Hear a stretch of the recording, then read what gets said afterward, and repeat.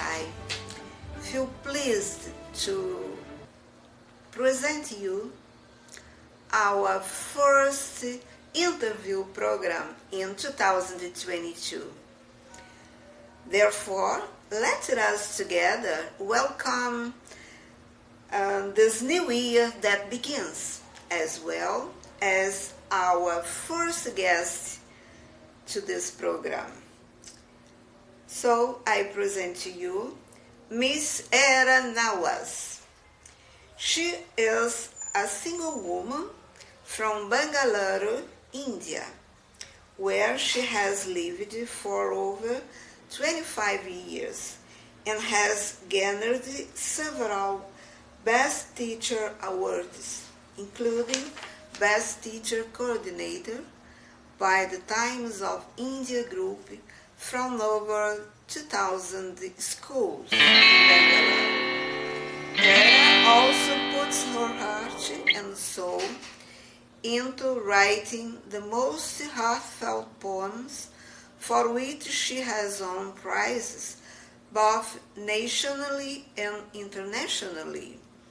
She is on the Poetry Review panel of Heaven International, where she regularly reviews poems from poets globally. She also belongs to Pen Wonders International Group, where she has been contributing very well in our contests. But all this she feels would be fertile without kindness, which is a very beautiful quality to have. This new year, Miss Heera wants to be the best and most fruitful year for her life, where she can bring out the best quality of emotions in her poetry, in order to help build a legacy past any limiting beliefs. She values to connect with like-minded poets, poetry being a beautiful unifying force and bond that connects persons of different nationalities across the globe. Wow! That's awesome bio, indeed. Welcome, dearest poetess. So, let's start our interview. Esteemed Heera, when has poetry present in your life? Tell us.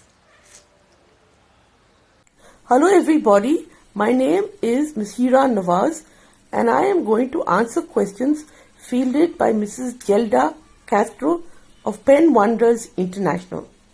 First, I will begin with my journey as a poetess. I wrote my first poem when I was a child of 8 years old, when I was studying in the 3rd grade in UN International School in New York City. The title of the poem was Diwali, the Hindu Festival of Lights. After that, there has been no looking back, and I have been writing prolifically and with great passion. I put my heart and soul into my poetry writing, and I write mainly about my feelings and emotions, and also about the beauty of God-given nature.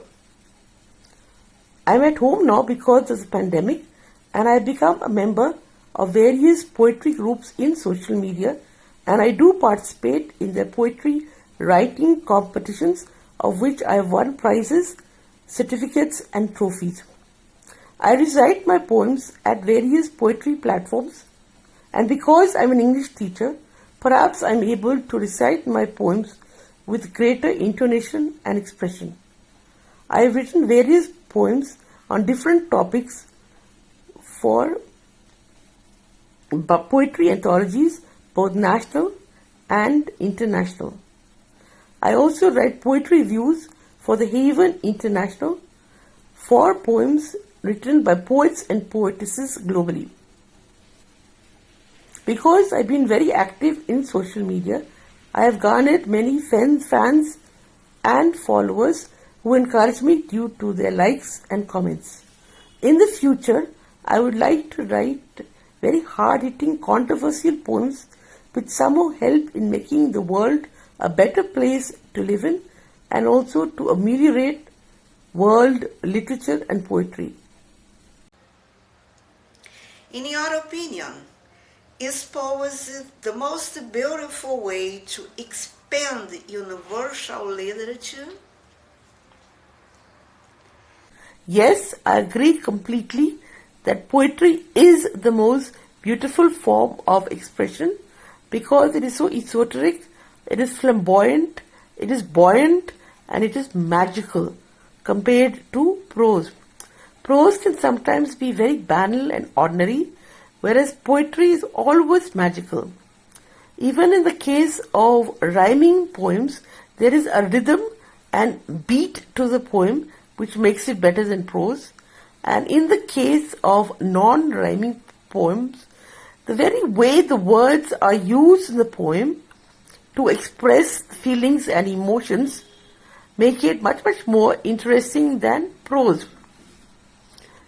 So people say that prose and poetry especially are the only forms of writing, but of the two, I think poetry is more effective, but sometimes there is a school of thought which says that poetry is unread and unappreciated. But I differ from this because I feel that I have spent so much valuable, precious time in reading other people's poems and trying to critically analyze it.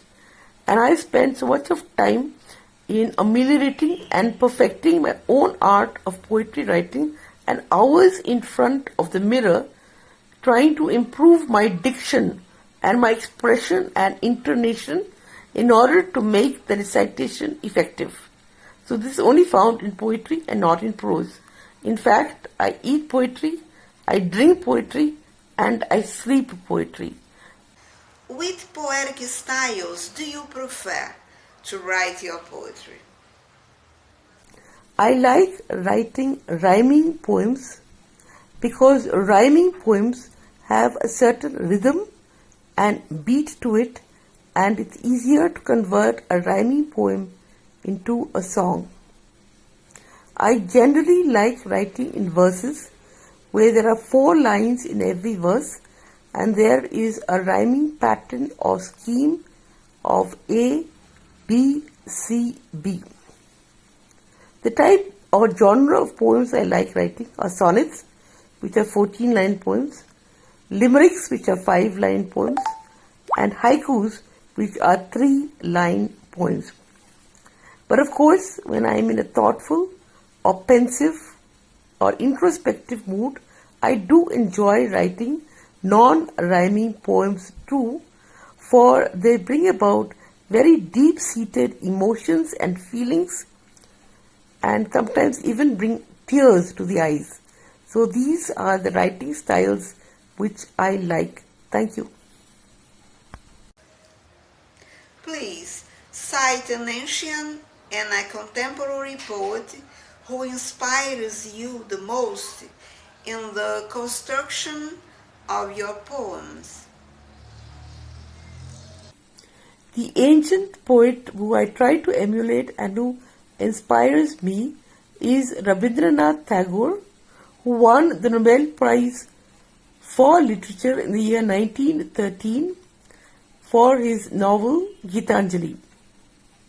His most famous poem is Where the Mind is Without Fear, and I have tried to emulate this poem and write my own poems based on this theme. He also co-authored the Indian national anthem Jana Gana Mana and is not only a genius poet but a very brilliant writer, novelist, dramatist, artist and educator. The contemporary poetess who inspires me and who I try to emulate is of course Maya Angelou. She has written the poem Still I Rise, which is one of the most powerful poems that I have ever read. I have written a poem entitled I Am a Single Woman, which is inspired by Maya Angelou's poem. She not only writes poetry, but she also writes the most brilliant quotations which are upfront and brilliant. One of her quotations is, "People will forget what you said. People will forget what you did. But people will never forget how you made them feel," which shows the importance of kindness and that we should never underestimate it, for it is a very beautiful quality to have. With poets from digital platforms and social medias, do you follow their writings? Yes, I do follow a lot of poets and poetesses on social media. I never miss a poem by Annette Tarpley from Passion of Poetry. Her poems are very simple, beautifully crafted with deep meaning. I also admire very much Sala Balachandran from India, who writes for almost all poetry groups of social media. She has a simple, down-to-earth and hauntingly beautiful style. She writes about everyday topics like true love and adds a dimension of spirituality and God-fearing dimension which makes them hauntingly beautiful. I also admire poets like Loy Monroe, Saroja Krishnamurti, Harinder Chima, who writes environmental poems, and Nisha Tandon. Nisha Tandon has won many awards for her poetry writing and has brought out 3 books, of which her most poignant poems are the ones on love, loss, and heartbreak. What's your wish about literature in 2022? For the new year 2022, I would like to be an icon of inspiration and motivation so that my students, many of whom are poets and poetesses, can make a mark on world literature and poetry. Secondly, my wish for literature for the year 2022 is to see that more poets and poetesses write on spirituality and God-fearing attributes of morality, and that they eschew topics like crime and violence which tend to corrupt the innocent children and others in the world. Thirdly, my wish for literature in the new year 2022 is that poets and poetesses write more responsibly, that they read voraciously and measure and weigh their words so as not to hurt anyone. Fourthly, my wish for literature in the year 2022 is to see that plagiarism is completely removed, because plagiarism is a shortcut method to success, and plagiarists are always discovered and found out sooner or later. True success comes when people, poets and poetesses, work hard, they stay on the correct track, they never give up, and they keep trying come what may. Truth always comes out in the end. Poetess, what your advice for those who are starting in the field of poetry? First of all, being an English teacher where I teach English poetry and literature to my students, and I also write my own poetry, I thought that perhaps I have a good position to instruct my students, because I have the best of both the worlds. Now here is the kind of advice I would give to my students. First of all, I would tell them to read voraciously. Read and read some more. This is because only when you read, it gives you a lot of confidence and it gives you a lot of information and knowledge in order to write your poems. Now, reading is not only of contemporary poets like T.S. Eliot and Sylvia Plath, but also ancient poets like William Shakespeare, William Wordsworth, John Keats and P.B. Shelley. When you read a lot, you gain more confidence and you write with a better style, and your poems start getting accepted by anthologies and you're therefore much more successful. Secondly, I tell my students that if they're well off and if they have the time and resources, they should think of doing a diploma in poetry writing, such as those courses which are offered by the Bharatiya Vidya Bhavan. I myself did my poetry writing diploma from the London School of Journalism. This gave me a lot of confidence, and it also taught me the techniques and the methodology of writing poetry and how to hone my skills and make my poetry successful. Moreover, when you do your course from a renowned institute like the London School of Journalism, you will find that the tutors are really experts and they can guide you along the correct path and the correct track, and they are all in their own right world poets who are household names. Thirdly, I tell my students not to give up and not to give up when they make mistakes. They should first pinpoint the mistakes where they have gone wrong, and they should try their level best not to commit the same mistakes again. They should also realize what makes them poetry flow from them. What is their attitude, their perceptions, their personality, their likes and dislikes. They should also know what is their situation and what is their present situation, what would be acceptable for them to write. Now, if you are living in India, it would be a little bit misplaced if you think of writing a poem on the French Revolution, because you don't know authentically what happened in France at that time. But you are in a better position to write about the Indian independence or the Indian Revolution, because you have been in India and you know the background, and you can check the facts more correctly and accurately. Fourthly, I tell my students not to be discouraged by critics. A critic is a person who just sits in an armchair and critically analyzes poems while you have taken your time and trouble. You've invested so much of emotions, you have taken a lot of effort, you've interviewed people, you've read a lot, and then you feel very bad when you get criticized, especially if you're a sensitive person. But I tell my students that critics can be defined as a person who knows the way but can't drive the car. So be consoled by the fact that at least you can drive.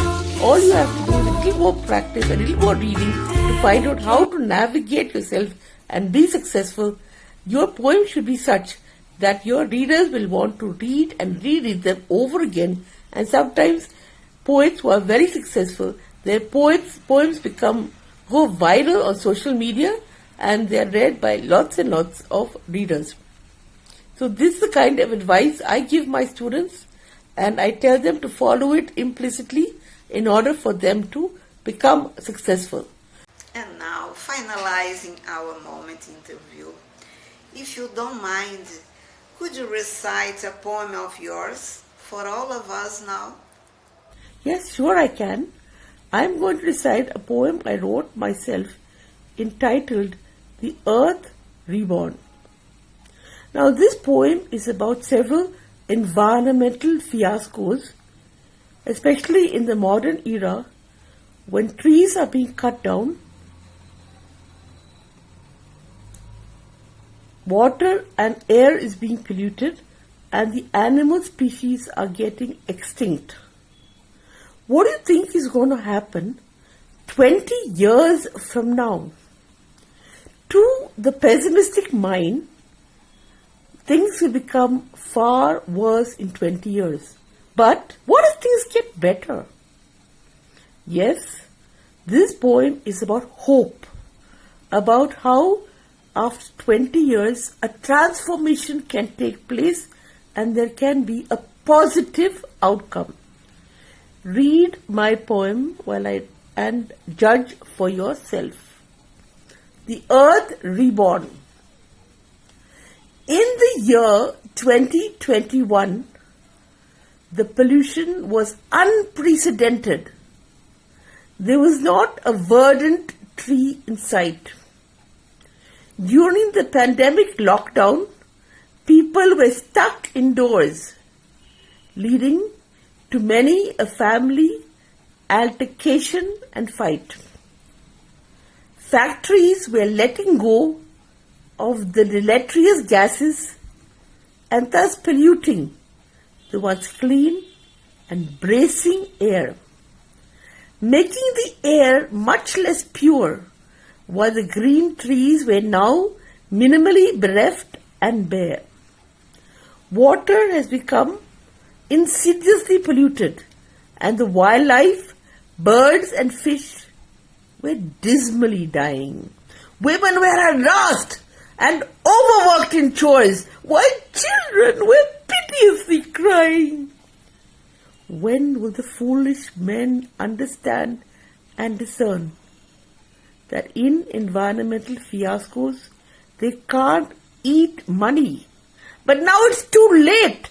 The disaster has struck indiscriminately, and the results are not at all funny. Hark! God resisted, ordering the rain to come down in torrents, for even bad times cannot last forever. The beautiful brown and green earth was reborn. Yes, God has been watching and is ingeniously clever. After a hiatus of 20 transformative years, the earth awoke to a picturesque panoramic scene. The sky was azure blue. The clouds were pure white, while the leaves were an emerald green. In the year 2041, the metamorphosed earth has been rebirthed as God's gift to a transformed mankind. Recall the words of P.B. Shelley, "When winter comes, can spring be far behind?" The beautiful flowers and colorful butterflies inspires even a stoic critic like hardened me. For in the final analysis, don't you realize that poems are written by fools like me, but only God can make a futuristic tree. Thank you. I hope you liked my poem. It was very nice for Mrs. Gelda Castro to interview me. I'm very grateful to her and everyone at Penn's Wonders International. I hope you liked my interview. I have tried my level best. Thank you. Wow! It was a great moment indeed. And I'm grateful for your brilliant presence, dearest poetess. Guys, you know, we are starting in the new year. So, think about one thing. You attract what you think. So, for this new year, just think what is positive. Think good. Do good for everyone. This way you will attract many good things and happiness in your life. Okay? Hope to see you every Sunday in this new year. Happy New Year for everyone!